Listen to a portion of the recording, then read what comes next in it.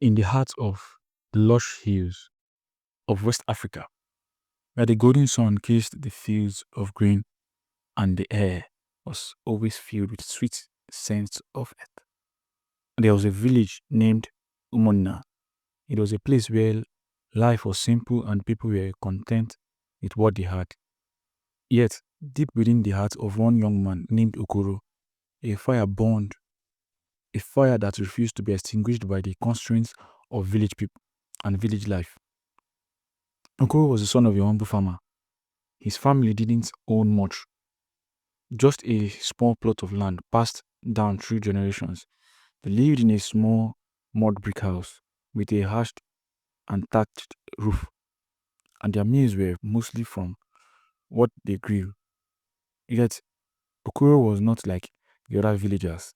He wanted something more from life, not wealth or luxury, but knowledge and a deeper sense of purpose.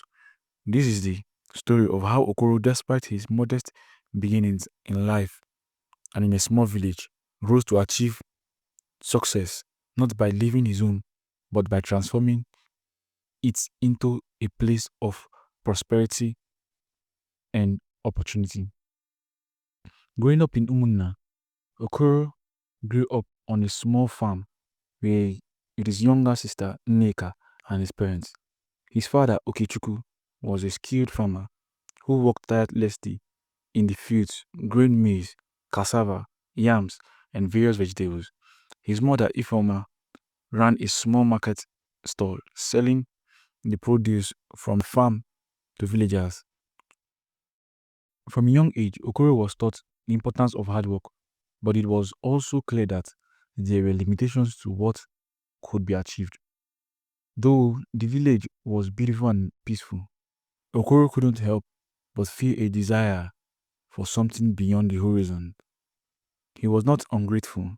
His family's farm provided them with enough to survive, but Okoro wanted to understand the world outside the village. As he grew older, he started asking his parents questions that often left them puzzled. What if we could grow more crops and sell them beyond the village? What if there were other ways to make money without having to live here? He would ask. His parents would smile kindly, but always respond, "Our land is enough for us, Okoro. The village is where we belong." But Okoro's mind was restless. He would often climb to the top of the hill behind their farm to watch the horizon, imagining a life beyond the fields and the familiar faces of the village. One day, when Okoro was 22, a group of men from the nearby city visited the village. They were looking for young men to work in the city's factory. They promised high wages, good housing, and a lifestyle. It seemed words always from the simple life in the village. Okoro's friends, including his childhood companion Emeka, eagerly giving up. They spoke of the luxury and excitement of the city, the modern buildings, and the opportunities that awaited them. Emeka was especially excited, telling Okoro, "You would make so much money here. Think of the fine clothes, the big house. Why in this village?" The idea of leaving the village was tempting. Okoro wanted more. He was drawn to the promise of a life filled with a new expressions and experience. Yet something deep within him urged him to stay. He loved the land, the rhythms of nature, and the close knit community of Umuna. On the day his friends left for the city, Okoro made a choice. He would stay in Umuna, but he vowed to find a way to succeed without abandoning the family and the life he cherished. Okoro began by focusing on his family's farm. However, he soon realized that he lacked the knowledge of modern agricultural methods. The traditional techniques his father used worked, but the yields were limited, and the income from their farm was just enough to sustain them through the year. Okoro couldn't help but think there were other better ways to achieve that. One afternoon, while he was walking along the outskirts of the village, Okoro met an elderly man named Eze. Eze had lived in the village all his life, but unlike most, he had traveled to faraway places when he was young. He was known for his wisdom, having learned from farmers and scholars around the region. Okoro approached him with respect and asked, Eze, I want to make my farm more productive. I want to help my family and the village. Do you know how I can improve our family and our farming? Eze studied Okoro for a moment before replying. You are asking the right question, young man. To grow more, you must first learn patience and balance. The land will give you what you need if you treat it with respect. I will teach you. Under Eze's mentorship, Okoro learned how to work with nature, not just to extract from it. He learned about crop rotation, about using natural compost instead of chemical fertilizers, and how to preserve the soil's fertility. Okoro also learned how to use rainwater to irrigate his fields, reducing his dependence on the unpredictable weather patterns. At first, the changes were small. Okoro's family farm saw a slight increase in yields, but it wasn't enough to change their lives completely. However, Okoro did not give up. He continued to work hard, learning new techniques, experimenting with different crops, and even keeping careful records of his progress. Over the course of 3 years, Okoro's farm transformed. The land, once only able to provide enough for his family, was now producing surplus. Okoro started selling his excess crops in the village market. His reputation as a skilled farmer spread, and villagers from nearby communities began to seek his advice.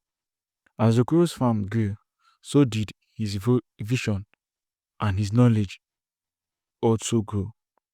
He realized that the success he had achieved was not solely through his own effort, but through the help of others in his community.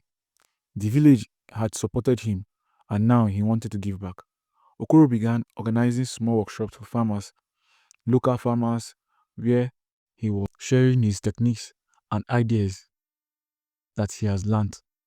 He taught them how to grow different crops, how to provide soil health, how to improve their crops, and how to make use of organic methods. These workshops became popular, and soon farmers from neighboring villages came to learn from Okoro. He also began to buy farming tools in bulk and sell them at affordable prices, making them accessible to the villagers of his community, Umunna, who had previously been unable to afford them. Okoro started a cooperative where farmers could pool their resources to buy seeds, tools, and fertilizers, allowing them to negotiate better price and share knowledge. As Okoro's efforts took root, the entire village began to thrive. Crops began to be more abundant, and the local market flourished as villagers sold their produce to nearby towns. The people of Umunna no longer struggled to make ends meet. They were prospering. But Okoro's success didn't stop there. He noticed that the village could benefit from more than just agriculture. With surplus income from the farm, Okoro helped start a small savings group, allowing people to save money and invest in small businesses.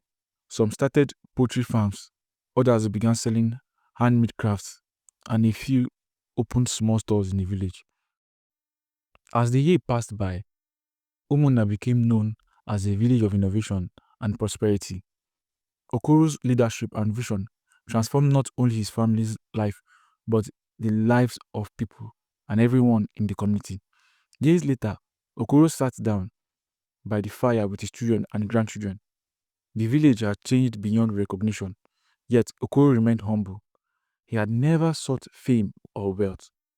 He had only wanted to improve the lives of those around him. One evening, as he started to share his story with young people, he said, success is not only about leaving your roots behind, it's about nurturing what you have, working with patience, and always remembering to give back. I didn't go to the city, I stayed back here. And because of that, I was able to bring prosperity to the village and Umunna. And so Okuru's story became a legend in Umunna, a story of how a young man, driven by a desire to help his family and community, found success not by leaving his community, but by staying and transforming it. Okuru's life was a testament to the power of patience, hard work, and community. His journey showed that success doesn't always require grand gestures or moving away from home. It often comes from the willingness to invest in what you have, to learn, and to help others along the way. Okuru's legacy lived on in the flourishing village of Umunna, where the land and the people and the spirit of innovation thrived for generations to come. That was how the story of Umunna changed throughout generations.